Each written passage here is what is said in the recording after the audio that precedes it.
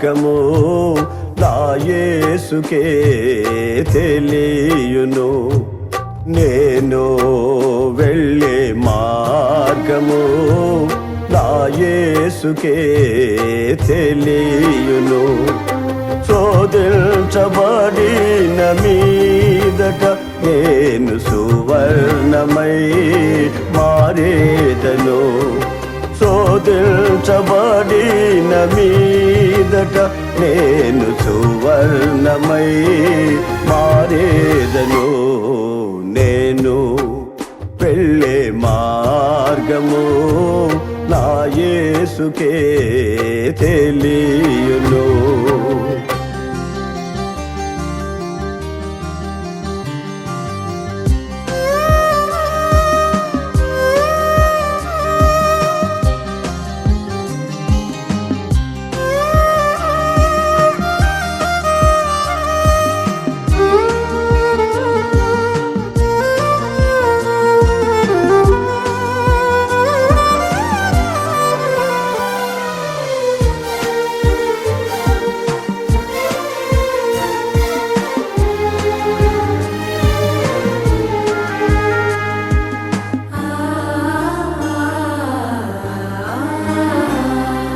కడలేని కడలి తీరము ఎడమాయ కడకునా బ్రతుకునా.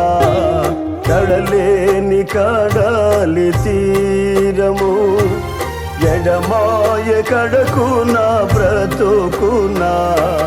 గొర్రెలేని తరుణాన వేరువగా నాదరినే నిలిచేవనా ప్రభు. గొర్రెలేని తరుణాన వేరువగా నాదరినే నిలిచేవనా ప్రభు. హల్లెలూయా హల్లెలూయా హల్లెలూయా ఆమేన్ ఆమేన్. హల్లెలూయా హల్లెలూయా హల్లెలూయా ఆమేన్.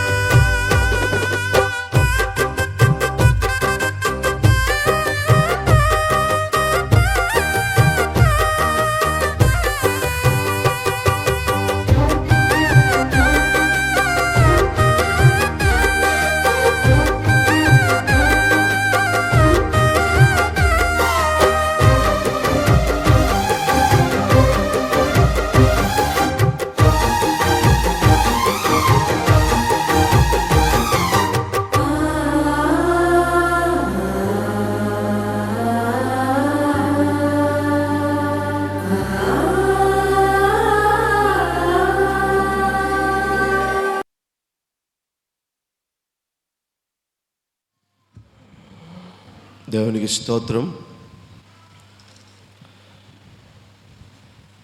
కూడి వచ్చిన బిడ్డలందరికీ హృదయపూర్వక వందనాలు, అందరికి వందనాలు, స్తుతులు, స్తోత్రాలు. మట్లాదివారం ప్రభువును సిలువ కప్పజంపిన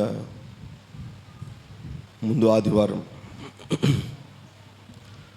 సిద్ధపాటు ఆదివార దినం యేసు ప్రభువును అప్పగించడానికి ప్రభు ఏర్పాటు చేసుకున్న శుభదినం ఈ దినం. దీనిని శుభదినము అని ఎందుకు దేవుడు ఏర్పాటు చేశాడు, పిలుస్తారు అని అంటే, నాడు దేవుణ్ణి గుచ్చినటువంటి వార్త అనేకులకు వెర్రితనముగా ఉంది. దేవుడు గుచ్చినటువంటి మాటలు, ఆ వార్త అనేకులకు వెర్రితనముగా ఉంది. ధనికులైనటువంటి వారు మాత్రమే చలామణి అయ్యారు, కానీ పేదలైనటువంటి వారు, లేమి కలిగినటువంటి వారికి ఏ పరిస్థితులు, ఏ అనుకూలతలు నాడు లేవు. ప్రభువారి లోకానికి రావలసినటువంటి ముఖ్య కారణం, ముఖ్య ఉద్దేశం ఏమిటి అని అంటే, దరిద్రులైనటువంటి వారిని లేవనెత్తడానికి. ఈరోజు చాలామంది నాయకులైతేమి, ఈ లోక సంబంధమైనటువంటి గొప్పవారైతేమి, ఉన్నటువంటి వారైతేమి, దీనులకు దరిద్రులకు కొన్ని అవకాశాలు వారి వారి ప్రభుత్వాల్లో కల్పిస్తూ ఉంటారు. ఎందుకంటే వారు దీనులు, దరిద్రులు, లేమి కలిగినటువంటి వారని. వారి పట్ల ఎవరు కూడా ఉండరు కనుక మనమైనా వారి పట్ల ఉందాము, వారికి కావలసినటువంటి సదుపాయాలు, అక్రతలన్నీ కూడా చేద్దామని ఈరోజు నాయకులైనటువంటి వారు చాలామంది కూడా ఈ దరిద్రుల పట్ల, దీనుల పట్ల ప్రేమ చూపిస్తూ ఉన్నారు. వారికి కావలసినటువంటి అవసరతలన్నీ కూడా కలుగు చేస్తున్నారు. అయితే ఈనాడు సంభవించినటువంటి సంగతులు కాదివి. ఈ పరిచర్య, ఈ పని ప్రభువారు ఆనాడే ఇచ్చారు. ఆనాడే సంఘాలకు, దేశాలకు, కుటుంబాలకును కలుగు చేశాడు. దేవుని బిడ్డలంటే, దేవుణ్ణి నమ్ముకునేటువంటి వారంటే, లేమి కలిగినటువంటి వారంటే చిన్న చూపు, చులకన. యేసు ప్రభువుని ఏ రీతిగా చులకనగా చూశారో, ఆయన్ను ఆరాధించే ప్రతి ఒక్కరిని కూడా ఆనాడు చులకనగా చూశారు. అందుకే యేసయ్య ఈ మట్టలాదివారము నాడు ఆయన ఒక రాజుగా యెరూషలేములోనికి వచ్చి ప్రతి మార్గమును, ప్రతి వీధిని ఆయన తిరుగుతూ వచ్చాడు. ఆయన యెరూషలేము పట్టణమంతా కూడా తిరగడానికి గల కారణం ఏమిటంటే, ఆయనకు తిరగవలసినటువంటి అవసరం లేదు, కానీ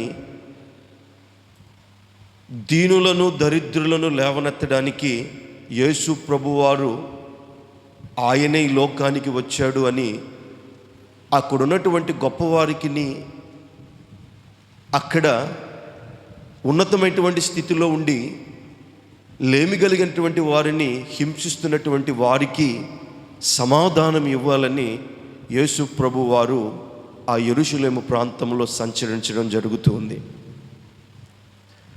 వాస్తవానికి యెరూషలేము ప్రాంతంలోని యేసు ప్రభువారు ఎందుకు సంచరించాలి అని అంటే, యెరూషలేము ప్రాంతము చాలా పెద్ద పట్టణం. అది ఆ పట్టణంలో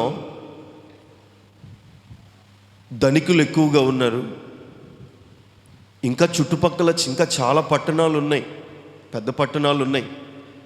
కానీ యెరూషలేములో ఉన్నటువంటి సౌకర్యాలు కానీ, జనులు కానీ ఆ చుట్టుపక్కల పట్టణాల్లో ఎవరు కూడా లేరు.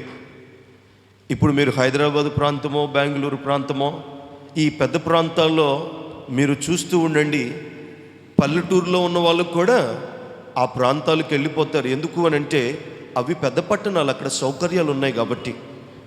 ఉద్యోగాలు కలుగుతాయి, పనులు కలుగుతాయి, సమస్తము కలుగుతాయి. కానీ అందుకని ఆ పట్టణాలకు వెళుతూ ఉండేవారు. అయితే ఆ గలిలియా, యెరూషలేము చుట్టుపక్కల ఉన్నటువంటి ప్రాంతాలు, చిన్న చిన్న పల్లెల నుంచి కూడా జనులందరూ కూడా యెరూషలేము ప్రాంతానికి వచ్చేవారు. కారణం ఏమిటంటే, వారు చేసుకున్నటువంటి వస్తువులను అమ్మడానికో, గువ్వలనో, లేదా వారి దగ్గర ఉన్నటువంటి ధనమునో, లేకపోతే అక్కడ ఉన్నటువంటి వారు పండించే పంటనో అమ్ముకోవడానికి ఆ పట్టణానికి వచ్చేవారు. అయితే ఈ ఆదివారము ప్రభువారు యెరూషలేము పట్టణానికి గల కారణం ఏమిటంటే, రావడానికి గల కారణం ఏమిటంటే, జనులు బాగా గుంపు కూడా ఉంటారు. చుట్టుపక్కల ఉన్నటువంటి వారందరూ కూడా పట్టణానికి రావాలి. ఆయన ప్రతి ఊరు వెళ్ళలేని పరిస్థితి ఉందో లేదో అని ఎరిగి ఈ పట్టణాన్ని ఆయన ఎన్నిక చేసుకున్నాడు. ఎందుకు అనంటే, ఈ యెరూషలేము పట్టణము చాలా చక్కనైన పట్టణం, ఆశీర్వదింపబడిన పట్టణం, హోలీ సిటీ అంటారు దీన్ని. ఎంత చక్కనైనటువంటి పట్టణం అని అంటే, ఆ పట్టణమును చూస్తే కళ్ళు జిగేలు మంటాయి, అంత అందమైనటువంటి పట్టణం. దానిలో ఉన్న కట్టడాలు కానీ, దానిలో ఉన్నటువంటి వ్యాపారులు కానీ, ధనికులు కానీ ఆ చుట్టుపక్కల ప్రాంతాల్లో ఎక్కడ కూడా ఉండేవారు కాదు. అయితే ప్రజలందరూ ఆ ఆదివారం నాడు ఆ పట్టణానికి వచ్చి క్రయ విక్రయాలు చేస్తూ ఉంటారు, పనులు చేసుకుంటారు, రకరకాలుగా గుంపులుగా ఉంటారు. కాబట్టి యేసు ప్రభువును గుచ్చినటువంటి వార్త దేవుని యొక్క కార్యాలు, దేవుడు నిజమైనటువంటి వాడు, ఆయన రాజు అని తెలియడానికి ఈ దినాన్ని ఎంచుకున్నాడు, ఆ పట్టణాన్ని ఎంచుకున్నాడు, ఆ జనులను ఎంచుకున్నాడు. కాబట్టి ఆయన యెరూషలేము ప్రాంతంలోనికి వచ్చాడు. అయితే ఆయన యెరూషలేము ప్రాంతంలోనికి వచ్చినప్పుడు ఆ గొర్రెను పిలిపించాడు. ఆ వాక్యం మీరు చదివి ముందుకు తీసుకుని వెళతాను. మత్తయి సువార్త 21వ అధ్యాయము మొదటి వాక్యం. మత్తయి సువార్త 21వ అధ్యాయం మొదటి వాక్యం. తరువాత యెరూషలేమునకు సమీపించి ఒలీవ చెట్ల కొండ దగ్గర ఉన్న బెత్పేగెకు వచ్చినప్పుడు యేసు తన శిష్యులలో ఇద్దరిని చూచి మీ ఎదుటనున్న గ్రామమునకు వెళ్ళుడి. వెళ్ళగానే కట్టబడి ఉన్న ఒక గాడిదయు దానితో ఉన్న ఒక గాడిద పిల్లయు మీకు కనబడును. వాటిని విప్పి నా యొద్దకు తోలుకొని రండి. ఎవడైనను మీతో ఏమైనను అనిన ఎడల అవి ప్రభువునకు కావలసి ఉన్నవని చెప్పవలెను. ఎవరు చెప్పారు ఈ మాట? ఎవరు చెప్పారు? యేసు ప్రభు వారు చెప్పారు. ఏమని చెప్పారు? తన దగ్గర ఉన్నటువంటి ఇద్దరు శిష్యులు పిలిచి ఎదురుగా ఉన్నటువంటి గ్రామానికి వెళ్ళండి. అక్కడ కట్టబడినటువంటి గాడిద పిల్ల ఉంటుంది. వాటిని చూడండి. వాటిని సరాసరి వెళ్ళి వాటిని విప్పి నా మధ్యకి తీసుకొని రండి. ఎవరైనా ఎందుకు విప్పుతున్నారు, ఎవరి కోసం విప్పుతున్నారు అని మిమ్మల్ని అడిగితే మీరు ఒకటే సమాధానం చెప్పండి. ఇవి ప్రభువునకు, ఎవరికి కావాలి? ప్రభువునకు కావలసినవి. ప్రభువునకు కావాలివి. గాడిద పిల్లతో ప్రభువుకి ఏం పని? నిజమే, పనికిమాల గాడిద పిల్ల ప్రభువుకి ఏం పని? ప్రభువుకు మనుషులతో కదా పని. జంతువులతో ఏం పని? ఈ శిష్యులిద్దరు కూడా పోయి విప్పడానికి వెళ్ళినప్పుడు ఆ యజమానుడు అడిగి ఉంటాడు, ఇదేంట్రా బాబు, ఎవరైనా మనుషులను అడుగుతారు, లేకపోతే ఏదైనా డబ్బును అడుగుతారు, మరి ఏదైనా ధనం ఇంకోటి ఏదైనా అడుగుతారు. ఇదేంటేనా గాడిదలను అడుగుతున్నాడు? ఈ వీటితో ఈయనకేం పని? అందుకే ప్రభువారు ముందుగానే చెప్పాడు, ఎవరైనా లేకపోతే ఆ యజమానుడైనా ఇవి ఎవరికి ఎందుకు కావాలి అని అడిగినప్పుడు ఇవి ప్రభువునకు కావాలి అని చెప్పండి. ఎవరికి కావాలా? ప్రభు. మీ మధ్యకే యేసు ప్రభు వారు ఇద్దరు శిష్యులను పంపించి మీ ఇంట్లో ఉన్న గేదె పిల్లను తెమ్మంటే మీరేమంటారు? మీరైతే ఏమంటారు చెప్పండి? మీరైతే ఏమంటారు? ఇదేంటండి, గేదె పిల్లతో ప్రభువారికి ఏం పని? మేమైతే వీటిని పాలు పిండుతాము, అమ్ముకుంటాము, బ్రతుకుతాం. ప్రభువారికి ఏం పని? మీకు వాక్యము జాగ్రత్తగా మీ హృదయాలకు అతుకున్నట్లయితే వాక్య మర్మం మీకు అర్థమవుతుంది. వీటితో ఏం పని అని మీరు అడగరా? అడుగుతారు. యేసు ప్రభు వారు మనుషుల యొక్క ఆలోచన ఎరిగే ముందుగానే చెప్పాడు, ఎవరైనా అడిగితే ఇది ప్రభువునకు కావాలని మీరు చెప్పుడు, తోలు పంపిస్తాడు. ప్రభువుకు ఎందుకు కావాలో, ఏదైనా దూరంగా ప్రయాణం చేయడానికి ప్రభు వెళ్తున్నాడేమో. ఎందుకంటే నాడు గాడిదల మీద ప్రయాణం ఎక్కువగా ఉండేది. గాడిదకు అటువైపు ఇటువైపు చక్కగా సంచులు వేసి ప్రయాణం చేసేవాళ్ళు. ఒంటెలు ఉన్నాయి కానీ గొప్పవారికి ఉండేవి. తక్కువగా ఉన్నటువంటి వారికి గాడిదంటే సూచన ఏమిటంటే పరిచారక ధర్మం. గాడిదంటే సూచన పరిచారకురాలు, ఆడదైతే పరిచారకురాలు, ఇదే సూచన. అంటే ఆనాడు లేమి కలిగినటువంటి వారే అధికముగా గాడిదను వాడేవాళ్ళు. ఎందుకంటే గాడిద పరిచర్యకు సూచన. మరి ఆ యజమానుడు కూడా అనుకొని ఉండొచ్చు, యేసు ప్రభు వారికి గాడిద ఏదైనా ప్రాంతానికి వెళుతున్నాడేమో సువార్త చెప్పడానికి, ఏదైనా ఊరికి వెళుతున్నాడేమో, అందుకోసం వీటిని అడిగాడేమో అని అనుకొని ఉంటాడు. అని అనుకొని పంపించినప్పుడు అదే గాడిద పిల్ల ఆయన వాటి మీద బట్టలు వేయించి ఆ ఊరేగింపులో యెరూషలేము ప్రాంతం అంతా తిరిగినప్పుడు ఆ యజమానుడు చూసుంటాడు. చూడకుండా ఉంటాడా? నా మాటలు బాగుగా వినండి నా బిడ్డలరా. ఆ యజమానుడు చూసుంటాడా? చూడకుండా ఉంటాడా? చూసే ఉండుంటాడు. ఇదేంట్రా బాబు, యేసు ప్రభు వారిని ఏదైనా ఎవరైనా మోసకపోవడానికి ఇంటిని పంపించాను, ఏనేంటి నా దగ్గర ఉన్నప్పుడు ఈ గాడిద బుద్ధి లేనిది మంచిది కాదు, దీని రంగు బాగలేదు, దీని గుణం బాగలేదు, దీని ఆలోచనలు, దీని నడవడితలు ఏవి బాగలేవు. మరి ఈ గాడిద పిల్ల యేసు ప్రభు వారు ఎక్కారేంటి? ఎక్కడ మాత్రమే కాదు, వాటిని చక్కగా అలంకరించడం మాత్రమే కాదు, యేసు ప్రభు వారు వాటి మీద ఎక్కి ఆ బట్టల మీద కూర్చొని వెళుతూ ఉంటే అనేకులు వాటి కాళ్ళ కింద కొత్త దుప్పట్లు, చీరలు, పరుపులు వేస్తూ ఉన్నారు, మట్టలు వేస్తూ ఉన్నారు.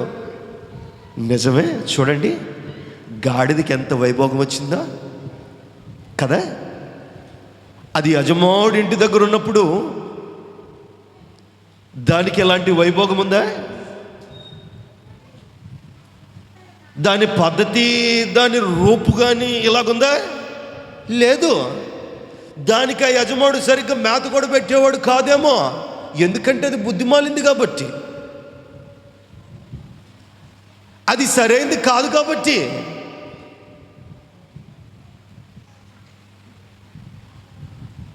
ఒక శాస్త్రవేత్త యేసు ప్రభు వారు ఎక్కినటువంటి ఆ గాడిద పిల్ల యొక్క పుట్టు పూర్వోత్తరాలు తెలుసుకోవడానికి ఆ యెరూషలేము ప్రాంతం వెళ్ళిపోయి ఆ బెత్బేగా ప్రాంతానికి వెళ్ళి ఆ యజమానుడి యొక్క పూర్వీకులందరినీ కూడా కనుక్కున్నాడట. ఆ గాడిదకున్నటువంటి స్వారూప్యం ఏంటి, దాని ఆలోచనలు ఏమిటి అని అంటే, ఆ గాడిద యజమానుడికి ఉపయోగపడింది ఏ రోజు లేదట. అది ఎప్పుడు అరుస్తుండేదట. అందరూ కూడా నిద్రపోతుంటే కేకలు పెట్టేదట. అది ఎందుకు? ఎవరు నిద్రపోకూడదని. అందరూ పండుకున్నప్పుడు కేకలు పెట్టేది, అందరూ లేచి తిరుగుతున్నప్పుడు నిద్రపోయేదట. అంటే దీని బుద్ధి, దీని గుణగణాలు బాగున్నాయా? బాగలేవు. అంత మాత్రమే కాదు, అప్పుడు గాడిద పాలు కూడా తాగేది, గాడిద పాలు కూడా యజమానుడికి ఇచ్చేది కాదట. ఎందుకంటే నా పాలు ఈడు తాగాల, నన్ను మేపడు, కానీ నా పాలు ఈడు ఎట్ట తాగుతాడు అనే ఆలోచన దానికి ఉండేట. మీరు చూడండి, మనుషుల కంటే జంతువుల యొక్క ఆలోచనలు చాలా గొప్పగా ఉంటాయి. ఈ గాడిద కంటే మీ మధ్య గేదెలు ఉన్నప్పుడు అవి చెప్పిన మాట కొన్నిసార్లు వినవు. మీరు గమనించరు లేదో, కావాలని పాలు ఇవ్వవి, కావాలని మేత తినవు. అంటే దానిని కొద్దిగా దగ్గర తీసుకోవాలా. అలాగే గాడిద కూడా చేసేదట. అది ఎక్కడికైనా ఊరికి ఏదైనా ఎవరన్నా గాడిద అడిగి, ఫలానా ఊరు సామాన్లు వేసుకోవాలి, మీకు గాడిద ఇవ్వండి అంటే, ఆ యజమానుడు ఇద్దామనుకునే సమయానికి వాడు వస్తాడు, ఆ పక్కనింటోడో ఎవడో ఆ గాడిదని ఊరికి తీసుకెళ్ళడానికి. దాన్ని పట్టుకుందామంటే వెనక కాలుతుంది అనేదట. ముందు పట్టుకుంటే వెనక కాలుతుంది అనేది, వెనక పట్టుకుంటే ముందు కాలుతుంది అనేది. దాని బుద్ధి బాగలేదు, దాని ఆలోచనలు బాగలేదు, దాని తలంపులు బాగలేవు. అయితే అన్ని సమస్తము బాగలేనటువంటి ఆ గాడిద పిల్లకు ప్రభువారికి ఏం పని? దానిలో అందము లేదు, రమ్యము లేదు, చూడ చక్కనైనటువంటి అనుభవము లేదు, పశువది. దానితో ప్రభువారికి ఏం పని? ఈరోజు చాలామందికి ఈ ప్రశ్న కావాలి. చాలామంది మనసులలో ఈ ప్రశ్న ఉంటుంది, కానీ ఆ ప్రశ్నకు కలిగినటువంటి సమాధానం ఉండదు. చాలామంది అనుకుంటారు ప్రభువుతో నాకేం పని, లేకపోతే ప్రభువుకు నాతో ఏం పని? ఆయన నిత్యము ఆరాధించే వారితో ఆయనకు పని, వాక్యము చదివేవారితో ఆయనకు పని, పాటలు పాడేవారితో ఆయనకు పని, పరిచర్య చేసేవారితో ఆయనకు పని. ఇదిగో నాతో ఏం పని అని చాలామంది అనుకుంటూ ఉంటారు. అయితే దేవుడు అంటారు, ఇదిగో తప్పిపోయిన దానికోసమే నేను వచ్చాను, కానీ మందలో ఉన్న వాటి కోసం నేను రాలేదు. మందలో ఉన్నవి నావి, అవి తప్పిపోవు. తప్పిపోయిన దానిని వెదకి రక్షించడానికే నేను వచ్చాను. ఈ గాడిద పిల్ల యొక్క సాదృశ్యం ఏమిటి అని అంటే, అది పరిచర్యకు పనికిరాదు మునుపు, అది ఎవరికి పనికిరాలో మునుపు. కానీ ఎప్పుడైతే యేసు ప్రభువుకు కావాలి అని ఆ ఇద్దరు శిష్యులు చెప్పారో, దానిలో ఉన్న ఆలోచనలు మారిపోయినాయి. అది తల ఉంచుకొని యేసు ప్రభు వారి దగ్గర నిలబడింది. నిలబడినప్పుడు దాని మీద బట్టలు వేసి అది ఊరేగిస్తూ ఉన్నప్పుడు ఆ యజమానుడు చూసి ఉండొచ్చు, నా దగ్గర ఉన్నప్పుడు ఈ గాడిద నా మాట వినలేదు. నా దగ్గర ఉన్నప్పుడు ఈ గాడిద పిల్ల నా మాట వినలేదు. వాటికి నచ్చినట్లే బ్రతికినాయి. అవి ఏవైతే అనుకున్నాయో అవే చేసాయి. ఏ పూట నా మాట వినలేదు. కానీ ఎప్పుడైతే యేసు ప్రభు వారి దగ్గరికి పంపించానో, ఆయన మాట వినడం నేర్చుకునే దేవుని స్తోత్రం. గట్టిగా చేతులు ఉన్నవారు హల్లెలూయా. యేసు ప్రభు వారి దగ్గరికి పంపించాలి. ఆయన అందరినీ రమ్మని అడుగుతున్నాడు. ఆయన పిలుపు ప్రతి ఒక్కరికి కూడా వినబడుతూ ఉంది. ఆయన పిలుపుకు లోబడినటువంటి వారే ఆయన మధ్యకు వస్తారే, కానీ ఆయన పిలుపుకు లోబడక పెడచెవిన పెట్టినటువంటి వారు ఆయన మధ్యకు రారు. యేసు ప్రభువుకు కావాలి, యేసు ప్రభువుకు పరిచర్య చెయ్యాలి. నీవు లోకంలో ఎవ్వరికి చెయ్యకపోయినా పర్లా, ప్రభువుకు మాత్రం నీవు పరిచర్యకు కావాలి. ఆయన నిన్ను పిలుస్తున్నాడు.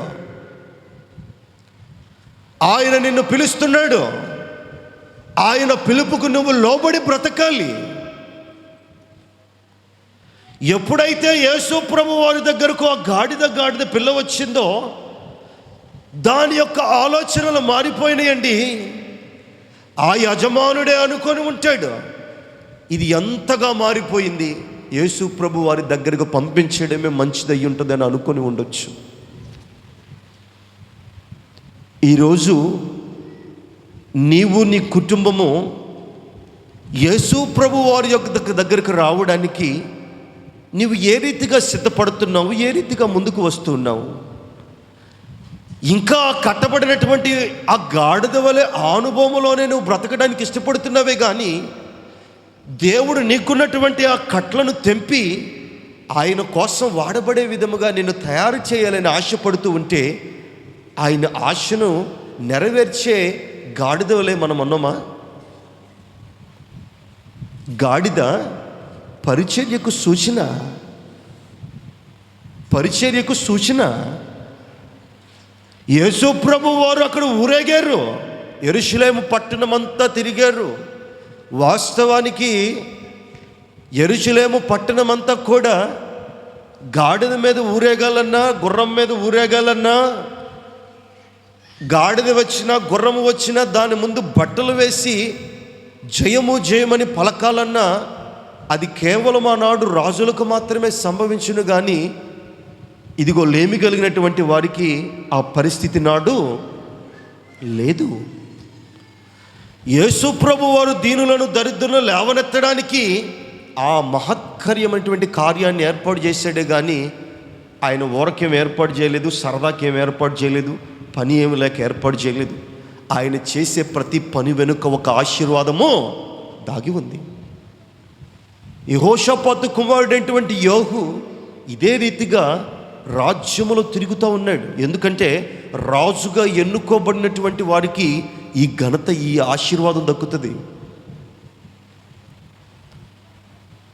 రాజుగా ఎవరైతే ఉన్నారో వారికే ఈ ఘనత దక్కుతుంది. కానీ యేసు ప్రభు వారు పశువుల తొట్టిలో లేమి కలిగిన స్థితిలో ఉండి ఒక రాజుగా ఆయన సంత వీధులలో తిరుగుతున్నాడంటే మనలందరినీ కూడా దీనులుగా ఉన్నటువంటి మనలను, దరిద్రులుగా ఉన్నటువంటి మనలను లేవనెత్తడానికి ఆయన ఈ లోకానికి వచ్చాడు. అప్పటిదాకా యెరూషలేము గుమ్మలలో కానీ సంత వీధులలో కానీ క్రయ విక్రయములు చేసేవారి మధ్యకు కానీ ఇదిగో భేదగా ఉన్నటువంటి వారు, లేమి కలిగినటువంటి వారికి రావడానికి తక్కువ సమయం, తక్కువ అర్హత, వారికి కొద్ది సమయం మాత్రమే ఏర్పాటు చేసేవాళ్ళు. అన్ని సమయంలో వాళ్ళు తిరగడానికి వీల్లేదు, ఎందుకంటే వారికి అర్హత లేదు.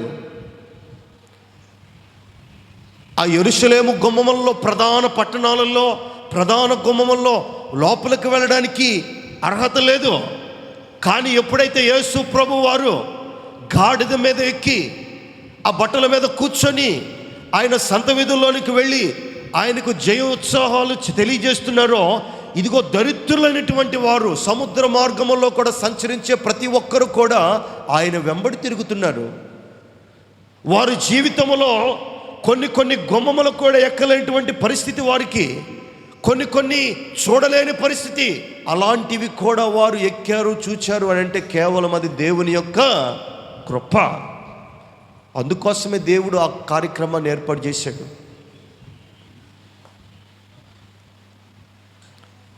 వాస్తవానికి దేవుడికి మన మీద ఉన్నటువంటి ప్రణాళిక ఏమిటి, ఆశ ఏమిటి అని అంటే మనము ఒక ఉన్నత స్థితిలో బ్రతకాలని ఆశ తప్ప మరొక ఆశ ఏమీ కూడా లేదు.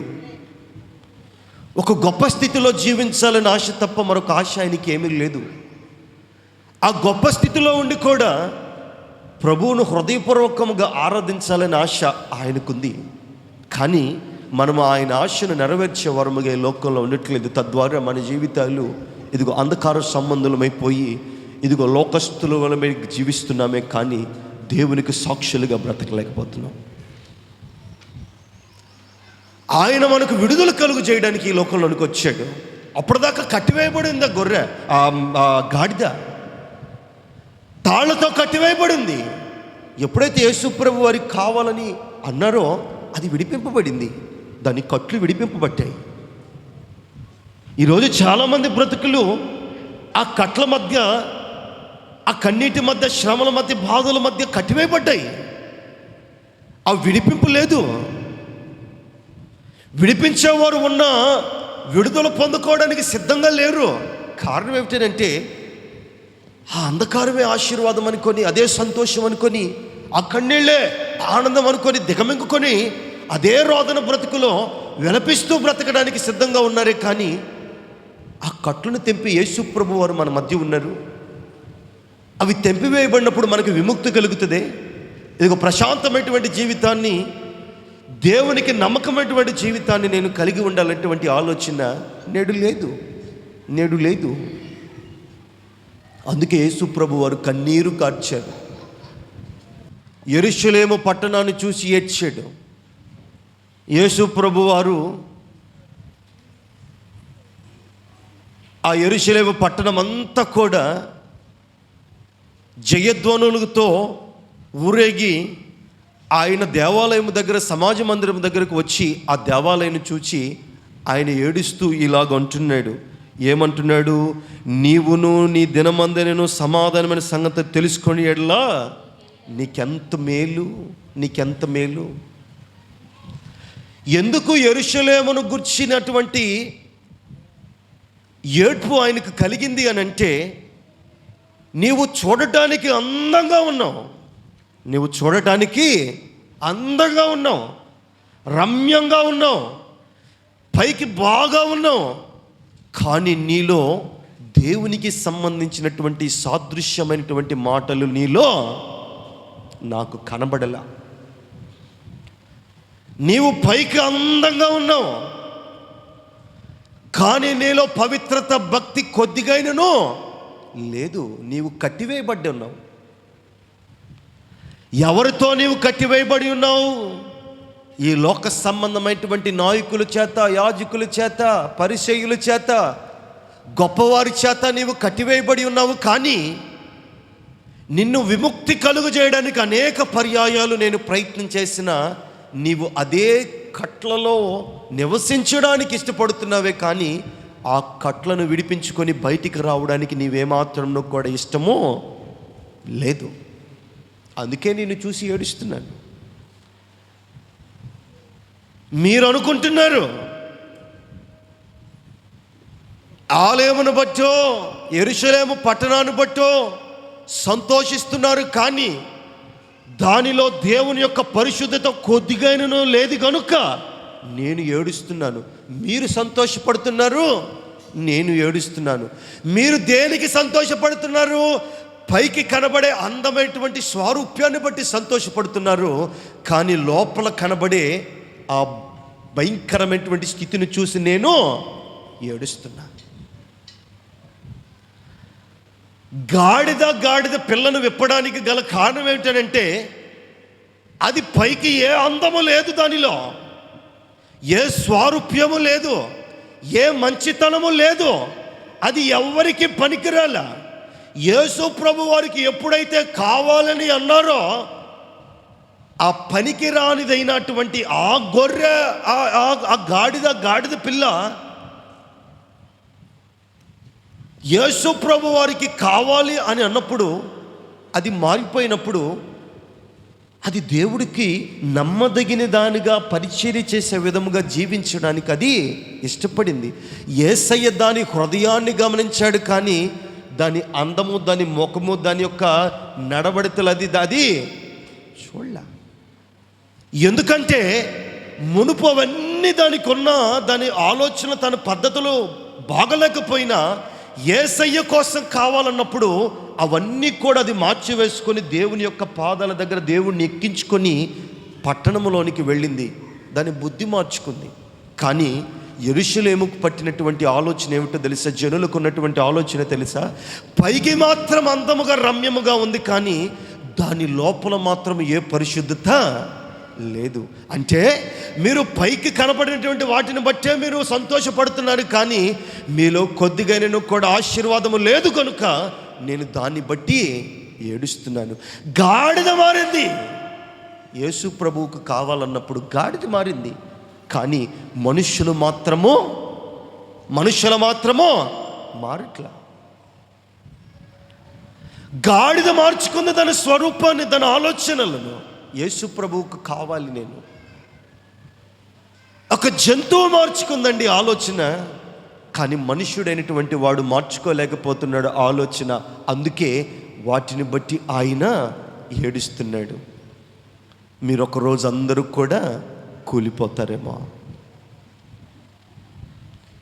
మీ బ్రతుకున్న ఈ 3 నాళ్ళ ముచ్చటను బట్టి మీరు సంతోషపడుతున్నారే, కానీ పరమందు ఇవ్వబడినటువంటి మీకు ఇవ్వబడిన ఆశీర్వాదాన్ని మాత్రం మీరు జ్ఞాపకం ఉంచుకోలేకపోతున్నారు. అందుకే నేను ఏడుస్తున్నాను.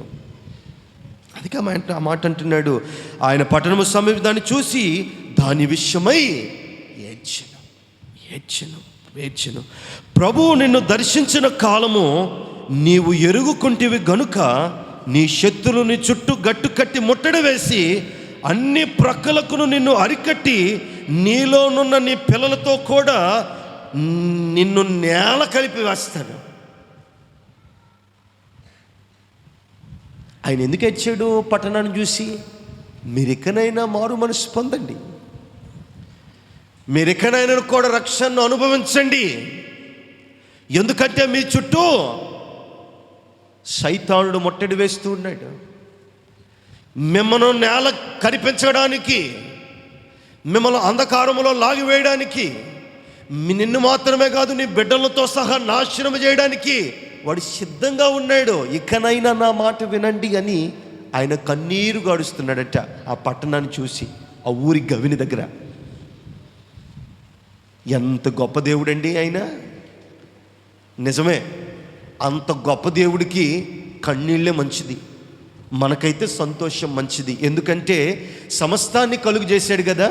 మనకి ఏ ఇబ్బందులు, ఏ ఇరుకులు, ఏ రోదనలు, ఏ బాధలు లేవు కదా. అన్నీ ఆయన మనకు సమకూర్చాడు కనుక మనము సంతోషపడుతున్నాము. మనకి సమకూర్చినటువంటి ఆ దేవుడు మాత్రము కన్నీరు కారుస్తున్నాడు. ఎంతవరకు సమంజసం అండి ఇది? ఎంతవరకు సమంజసం? నిన్ను చూచి ఆయన కన్నీరు కార్చవలసినటువంటి అవసరం ఏమనుందా? లేదే. నిన్ను చూచి నీ కన్నవారే కన్నీరు కార్చలేరు, నిన్ను చూచి నీ కట్టుకున్న వారే కన్నీరు కాల్చలేరు. ఎక్కడ పోతే నాకేమిలే, ఎలాగపోతే నాకేమిలే, ఎలాగపోతే ఎలాగ నాశనం అయిపోతే సస్తే నాకేమిలే అనుకునే ఈ లోక మనుషులు.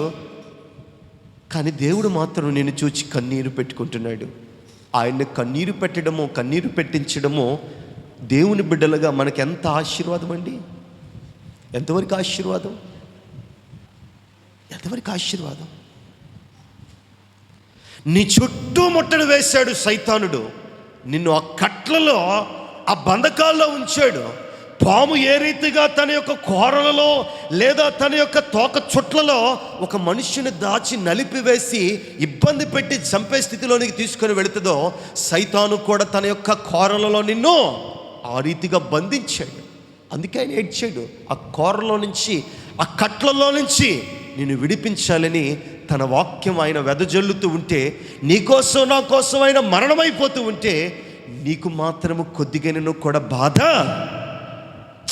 లేకపోయా,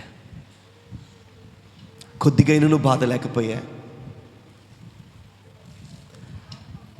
జనాలందరూ సంతోషపడుతున్నారు యెరూషలేమును చూసి. ఆహా, ఎంత చక్కనైన పట్టణం అండి, మా పట్టణంలో సమస్తం దొరుకుతాయి, మా పట్టణంలో ఏ కొదువ లేదు, ఎవరైనా మా పట్టణం దగ్గరికి రావాల్సిందే, మా పట్టణంలో ఉన్నటువంటి వస్తువులు కొనుక్కోవాల్సిందని అక్కడ ఉన్నటువంటి గొప్పవారందరూ సంతోషపడుతున్నారు. కానీ దేవుడు ఏడుస్తున్నాడు దానికి కలుగుబోయే ఉగ్రతను చూచి.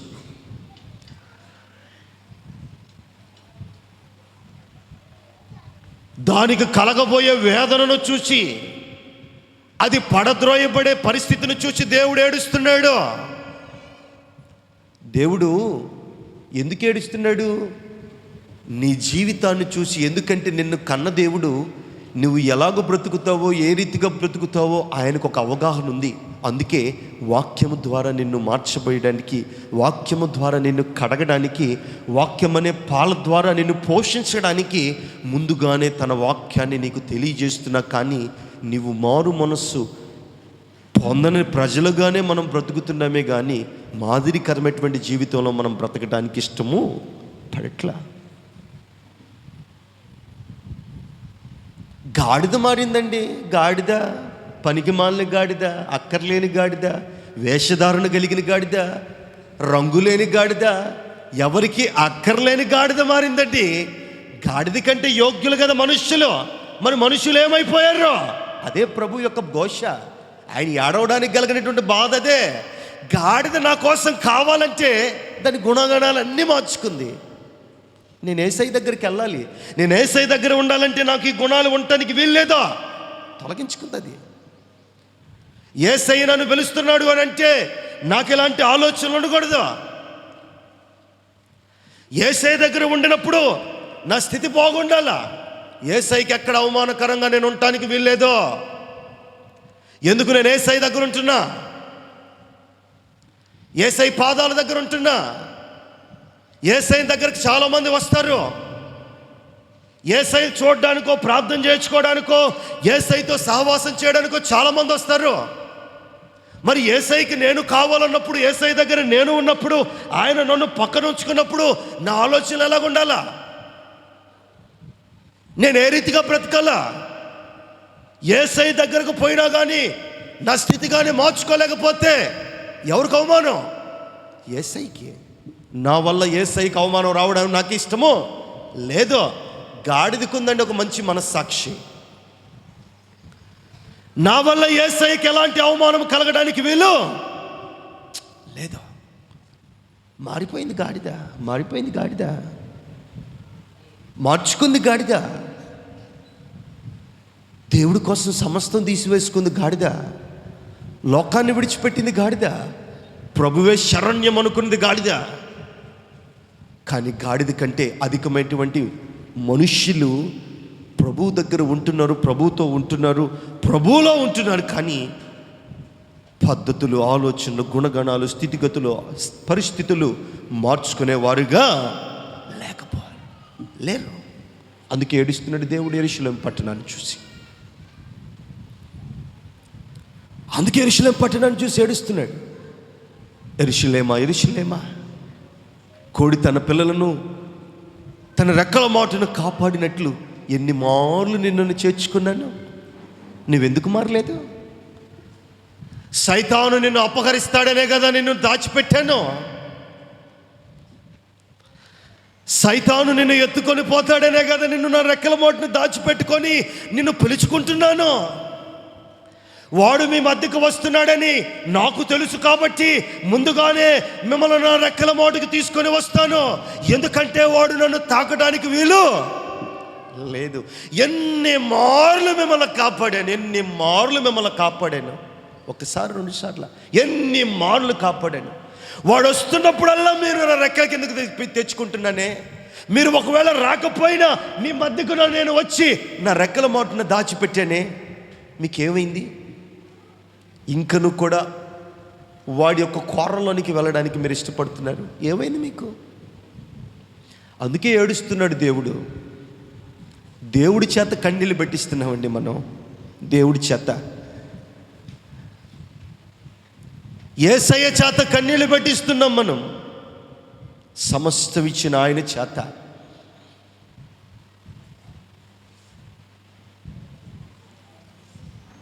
ఒక తండ్రికి ఒక కుమారుడుంటే సమస్తము ఆ కుమారుడు కోసం జీవితాంతం కష్టపడి శ్రమ చేసి రేయింబగల్లో ఎండ లేదు, వాన లేదు, చలి లేదని కష్టపడి ఆ కుమారుడికి సమస్తము ఏర్పాటు చేసి ఇచ్చినప్పుడు ఆ కుమారుడు ఆ తండ్రిని చూచుకోనప్పుడు, ఆ తండ్రిని ఓదార్చినప్పుడు, ఆ తండ్రిని దగ్గరికి తీసుకున్నప్పుడు ఆ తండ్రికి కలిగే ప్రసవ వేదన ఎలాగుంటుందండి? ఎందుకు కన్నానరా బాబు ఇన్ని అని అనిపించదా? ఎందుకు నా కడుపును పుట్టాడు అని అనిపించదా? కనీసం ముద్ద కూడు కూడా పెట్టడానికి కూడా నేను నోచుకోలేదా? ఎంత కష్టపడ్డాను వీడి కోసమే కదా, అంత ముద్ద పెట్టడానికి కూడా నోచుకోలేదు వీడు అని కళ్ళ నిండా నీళ్ళు పెట్టుకోవా? బాధపడవా? వేదన పడవా? రొమ్ము కొట్టుకోవా? నిజమే కదా. ఆ శాస్తి చాలా కుటుంబాల్లో ఉంది. ఆ పరిస్థితి. దేవుడు కూడా రొమ్ము కొట్టుకుంటున్నాడు, దేవుడు కూడా ఏడుస్తున్నాడండి యెరూషలేమును చూచి. మీరు పైకి రమ్యముగా ఉన్నారు, కానీ మీలో దేవుని యొక్క కృప కొద్దిగైనను లేదు. మీ చుట్టూ వాడు ఆవరించి ఉన్నాడు. నిన్ను మాత్రమే కాదు, నీ బిడ్డలతో సహా మిమ్మల్ని నాశనం చేయడానికి వాడు గౌనుల యొద్ద వాడు ఓపికతో కనిపెట్టుకొని చూస్తున్నాడు. మిమ్మల్ని నాశనం చేయాలని మీ మీద పగబట్టి ఉన్నాడు. అయితే వాడి కోరలకు మీరు చిక్కకూడదని, వాడి నోటికి మీరు అందకూడదని మిమ్మల్ని కాపాడుతూ ఉంటే మీరు మాత్రమే నా మాటలు అంగీకరించేవారుగా లేరు. అందుకే నాశనమయ్యే స్థితి మీకు త్వరలో కలగబోతుంది. ఫరో మోషే అహరోనులు ఎన్ని అద్భుత కార్యాలు చేసినా దేవుని బిడ్డలను వారు పంపించలేదు. ఎన్ని అద్భుతాలు చేసినా పంపించలేదు. చివరికి తొలిచూలు మగబిడ్డను ప్రతి కుటుంబంలో, ఐగుప్తు కుటుంబంలో, ప్రతి కుటుంబంలో ఫరో మొదలుకొని జంతువులతో సహా తొలిచూలు ప్రతి మొదటి దానిని యేసు ప్రభు వారు చంపుతున్నప్పుడు అప్పుడు పశ్చాత్తాపడ్డాడు. ఎవరు? ఫరో. ఏమని పశ్చాత్తాపడ్డాడు తెలుసా? మధ్యరాత్రి వేళ అహరోనును మోషేను పిలిపించి, మధ్యరాత్రి వేళ పిలిపించి, మీరు నమ్ముకున్న దేవుడు గొప్పవాడు. బాగా వినండి, మీరు నమ్ముకున్న దేవుడు గొప్పవాడు. ఈ భయంకరమైన పరిస్థితిని ఆపమని మీ దేవునికి చెప్పి మా గురించి ప్రార్థన చేసి మీరు మీ స్వాస్థ్యమునకు వెళ్ళిపోండి అని చెప్పాడు. ఎవరు చెప్పాడు? ఫరో చెప్పాడు. కఠినుడు, హింసకుడు, దేవుని బిడ్డలను ఇబ్బందులు పెట్టి కఠిన శ్రమలు పెట్టిన ఫరోనే మీ దేవుడు గొప్పవాడు, మా కొరకు మీరు ప్రార్థన చేసి మీ వారిని మీ స్వాస్థ్యమునకు తీసుకుని వెళ్ళండి అని ఫరో పిలిపించి చెప్పాడు మధ్యరాత్రి వేళ. అంటే దేవుడు ఎంత గొప్పడండి, కాదా? కాదా? అంత క్రూరుడైనటువంటి ఫరో మనసు మారిపోయింది. అంత భయంకరమైన వేషధారైన ఫరో మనసే మారిపోయింది. గాడిద మనసు కూడా మారిపోయింది. కానీ మనుష్యుడు మనసు మాత్రము మారట్లా. ఎందుకు మారట్లేదు? మన ఆలోచనలు, తలంపులు సమస్తము దేని వైపు మనం లక్ష్యం ఉంచుకుంటున్నాము తెలుసా?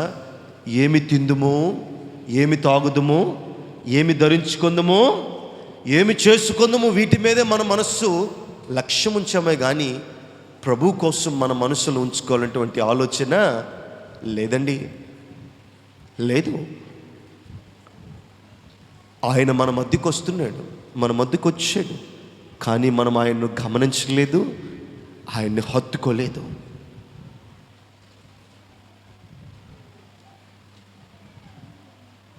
దేవుడు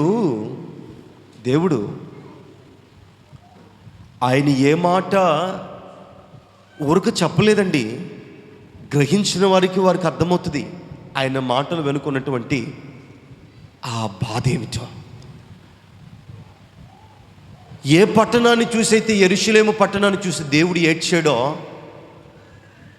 యేసు ప్రభు వారు ఆ పట్టణాన్ని నాశనం చేశాడండి.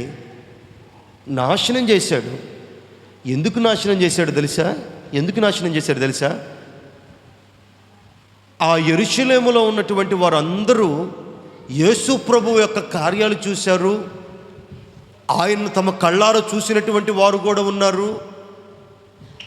ఆయన గొప్ప దేవుడని స్మరించినటువంటి వారు ఉన్నారు. సంత వీధుల్లో ఆయన దేవుడు గొప్పవాడు అని విజయోత్సాహంతో ఎగిరిన వారు ఉన్నారు. కానీ వారే ఆయనను సిలువకు అప్పచెప్పారు. యేసు ప్రభు వారిని ఒక అవసరానికే వాడుకున్నారు వారు. యేసు ప్రభు వారిని హృదయంలో ప్రతిష్ఠించుకోవడానికి వారు ఇష్టపడలా, ఒక అవసరానికే వాడుకున్నారు. వారు అవసరం తీర్చుకోవడానికే వాడుకున్నారు.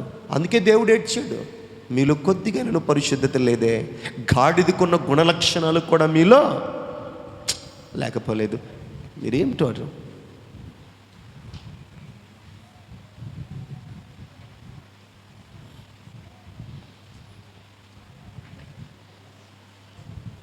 యజమానుడు దేశాంతరం పోతూ తన దగ్గర ఉన్నటువంటి 3 పనివారిని పిలిచి మొదటి వారికి ఎన్ని దేనాలు ఇచ్చాడు? 10 ఇచ్చాడు. ఎన్ని ఇచ్చాడు? ఇచ్చాడా లేదా? ఎన్నిచ్చాడు? మొదటివాడికి ఎన్నిచ్చాడు? 5 ఇచ్చాడా? 10 ఇచ్చాడా? రెండో వాడికి ఇది, మొదటోడికి ఏమో 10 ఇచ్చాడు, రెండో వాడికి 5 ఇచ్చాడు, మూడో వాడికి 2 ఇచ్చాడు. ఇచ్చాడా? నా ముఖాలు చూస్తున్నారు. ఏం వింటున్నాం మనం? ఏం వింటున్నాం? ఇంతకాలం ఏం విన్నాం వాక్యం? దేవుడు అందుకే ఏడుస్తున్నాడు. మీరు రమ్యముగా కనబడతారే కానీ మీలో కొద్దిగానే కూడా వాక్యము లేదు.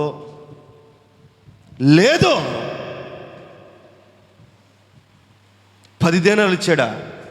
ఎన్ని తలాంతులు ఇచ్చాడు? మొదటోడికి ఎన్ని ఇచ్చాడు? 5 ఇచ్చాడు. రెండో వాడికి ఎన్ని ఇచ్చాడు? ఏమింటున్నావు? ఇది మన విశ్వాసం, ఇది మన భక్తి. యేసు ప్రభు వారు కూడా అడుగుతారు. మీరు అనుకుంటున్నారు యేసు ప్రభు వారు కూడా రేపు అక్కడ అడుగుతారు. ప్రతి ఒక్కరిని అడుగుతారు. పొల్లు పోకుండా ప్రతి ఒక్కరిని అడుగుతారు. బళ్ళో పిల్లోడిని ఒక్కొక్కరిని ఎలాగ అడుగుతారో అట్లాగే లైన్గా నిలబెట్టి అడుగుతారు. ఏమి నేర్చుకున్నారో నాయనా చర్చిలో? వాడు మీకేం చెప్పారు? మీరేమి నేర్చుకున్నారు?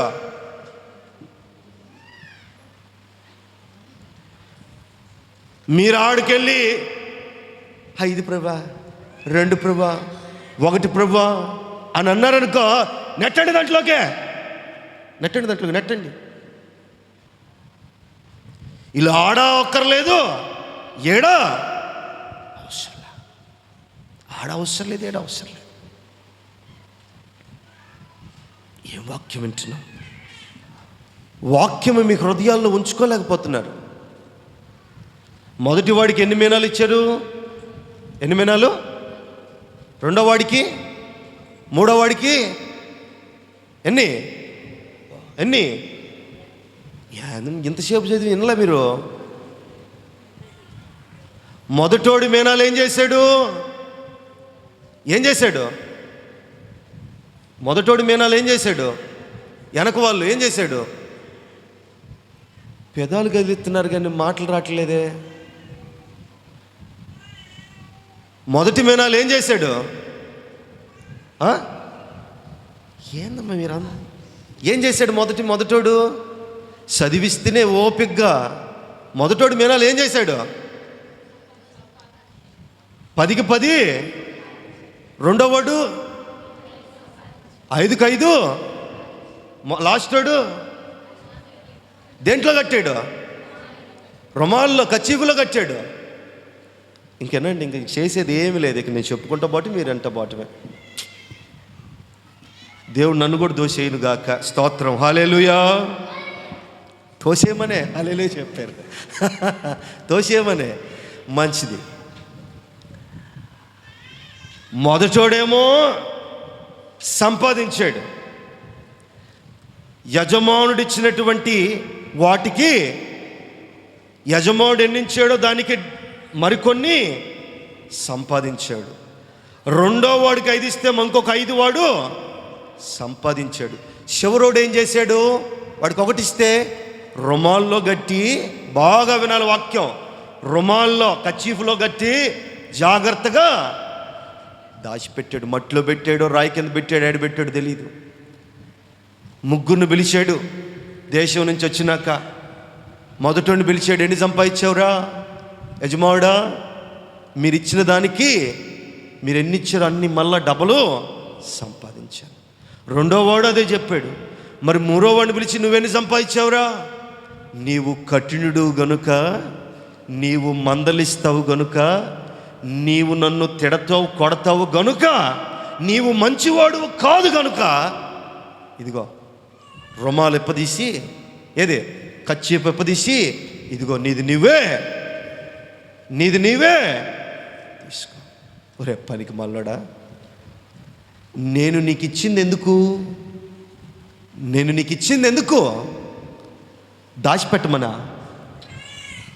దాచిపెట్టమనా? పరలోకపు మర్మం చెబుతున్నాడు దేవుడు. నేను మీకు వాక్యాన్ని ఎందుకు ఇస్తున్నాను అని అంటే, అది మీలో దాచిపెట్టుకొని కుళ్ళి కుషించిపోమని కాదు. మీకు వాక్యాన్ని ఎందుకు నేను వివరిస్తున్నాము అని అంటే, అది మీ హృదయంలో దాచిపెట్టుకొని ఉంచుకోమని కాదు. అది అనేకులకు తెలియజేయమని. మీరు మాత్రమే రక్షింపబడి మీరు మాత్రమే స్వస్థత పొందడం కాదు, అనేకులకు తెలియజేయమని. మొదటివాడు బాగున్నాడు, రెండోవాడు బాగున్నాడు, నీకేం రోగం వచ్చిందిరా? వారిద్దరికి ఏ వాక్యం అయితే విత్తానో నీకు అదే వాక్యం విత్తానే. వేరుగా ఏమైనా చెప్పానా? సపరేట్గా ఏమైనా చూశానా? అందరినీ కూర్చోబెట్టిన స్థానం కాక నీకు దూరంగా ఏమైనా ఉంచానా? లేదే. అందరితో సమానంగా ఇచ్చాను. కానీ మొదటి వారికి కలిగినటువంటి గుణము, బుద్ధి నీకెందుకు కలగలా? నేను కఠినునా? నేను అసలు కఠినుడనైతే, నేను బుద్ధి లేని వాడినైతే అసలు నీకెందుకు ఇస్తా? ఈయనగా వాక్యం అర్థం కావాలా?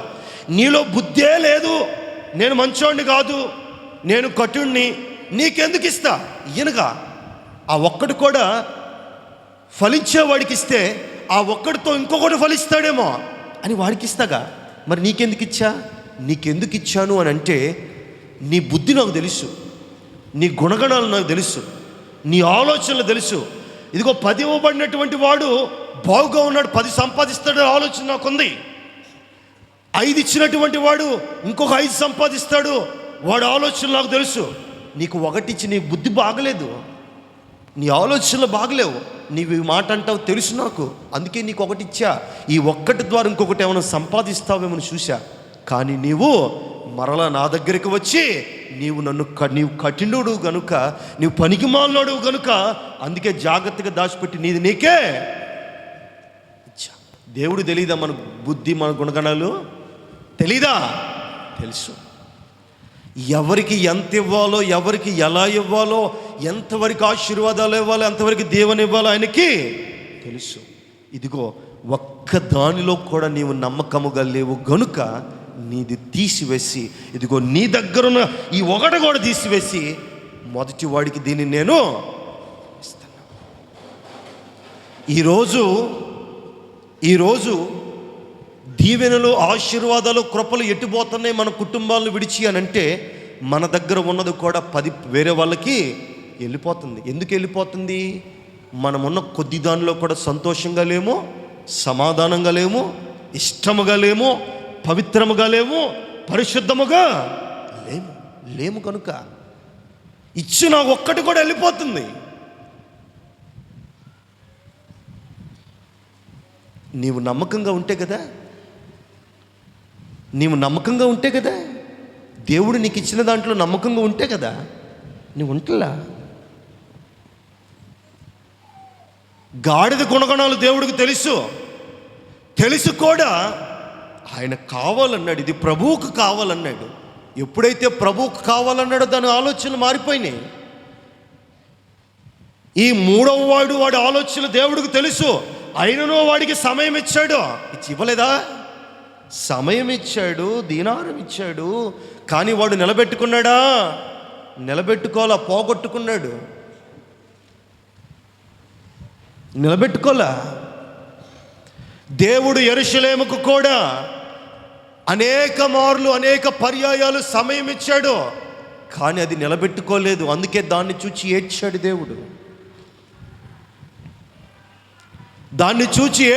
దేవుడు.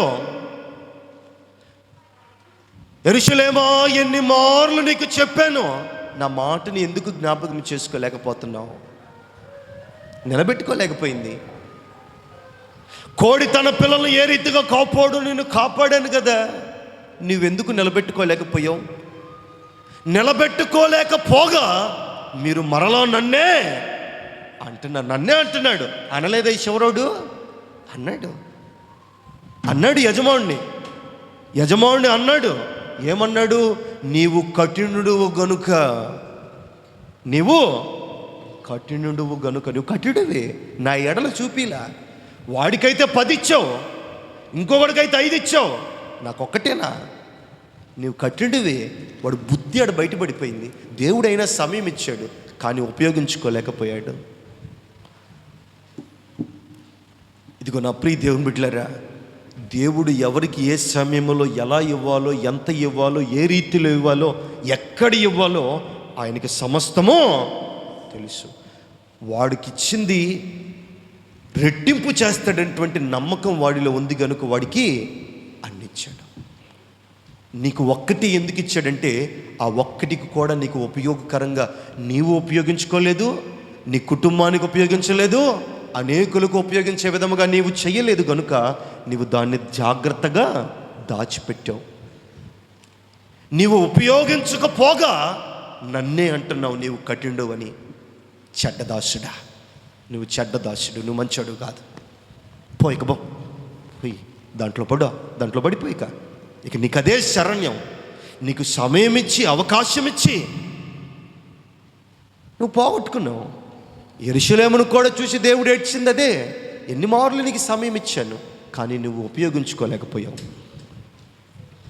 ఎన్ని మార్లు మీకు సమయం ఇచ్చినా ఉపయోగించుకోలేకపోయారు.